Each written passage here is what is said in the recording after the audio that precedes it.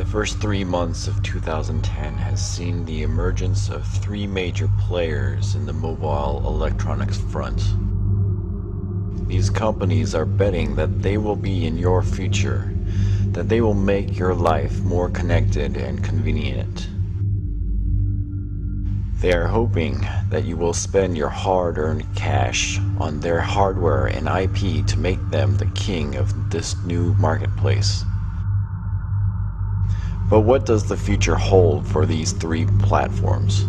Who will come out on top and who will fade into obscurity?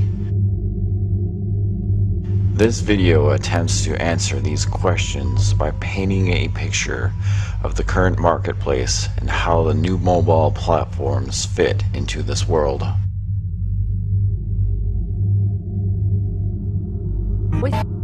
It's true. When something exceeds your ability to understand how it works, it sort of becomes magical.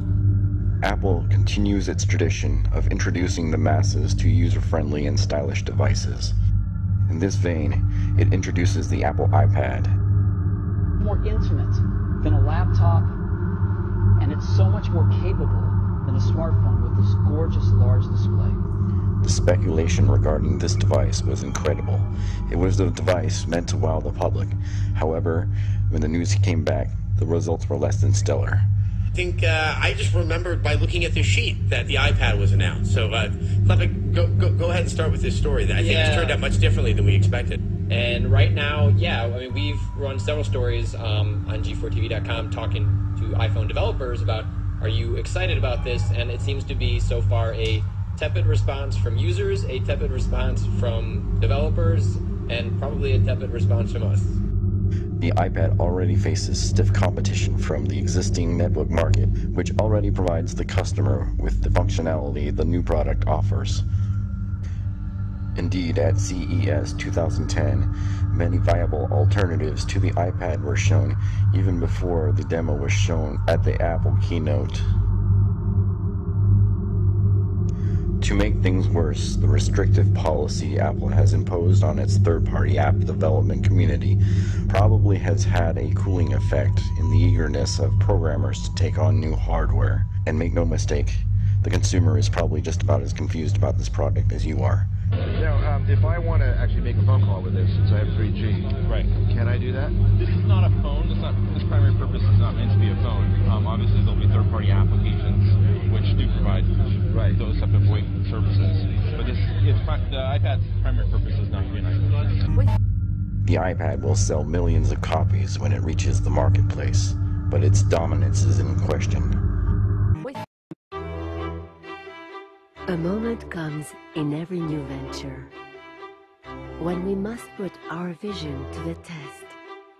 Microsoft is now trying to reassert its presence in the mobile platform markets, positioning its Windows Mobile 7 platform as the next step up from the iPhone. The new operating system touts itself as revolutionary, which has access to the Zoom marketplace and also supports multi-threading within programs. But even in their presentations, they know they've come to the game seriously late and underprepared. I'm enthusiastic about the direction that we're headed. It's a step, it's a big step, but together with top talent inside Microsoft and the best talent that we get a chance to work with at companies like Orange and at&t and others, I think we really get a chance to have a major impact on the market.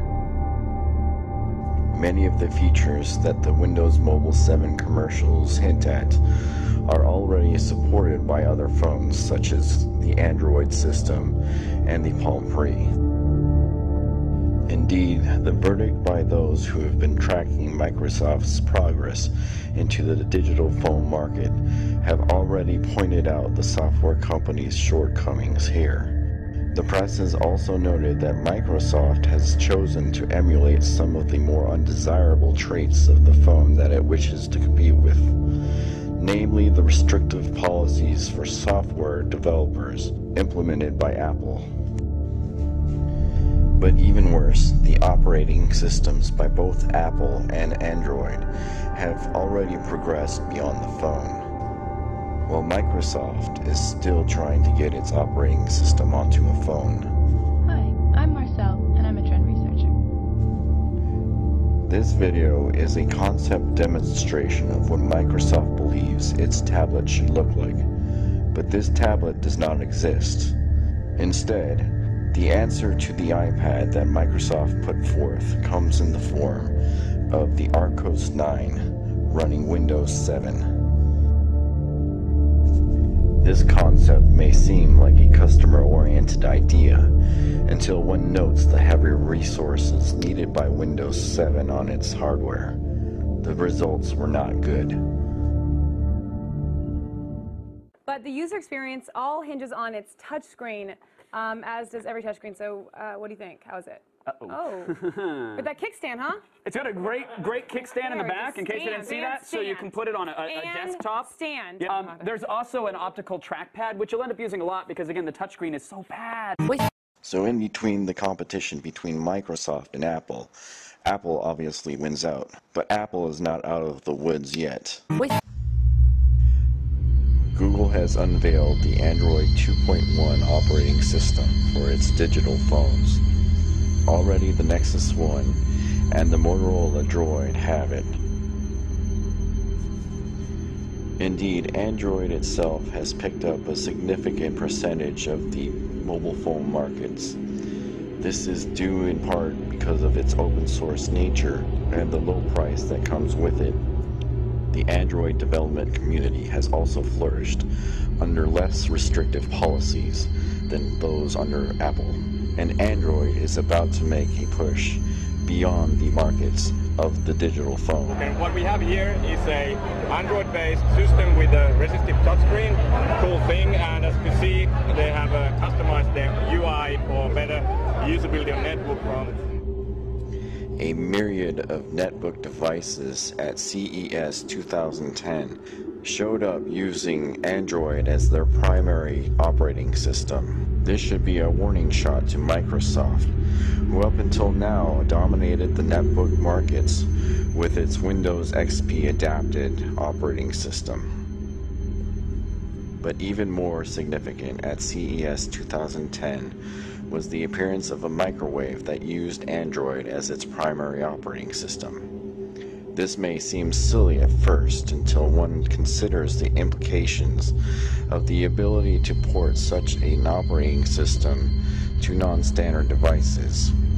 Indeed, the open source system will be the operating system of the future for those who cannot afford the proprietary operating system of Microsoft and Apple.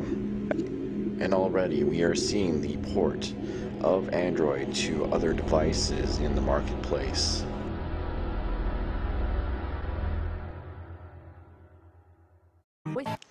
This video has been an expression of the opinions of what he thinks is going to happen to the mobile space in the near future.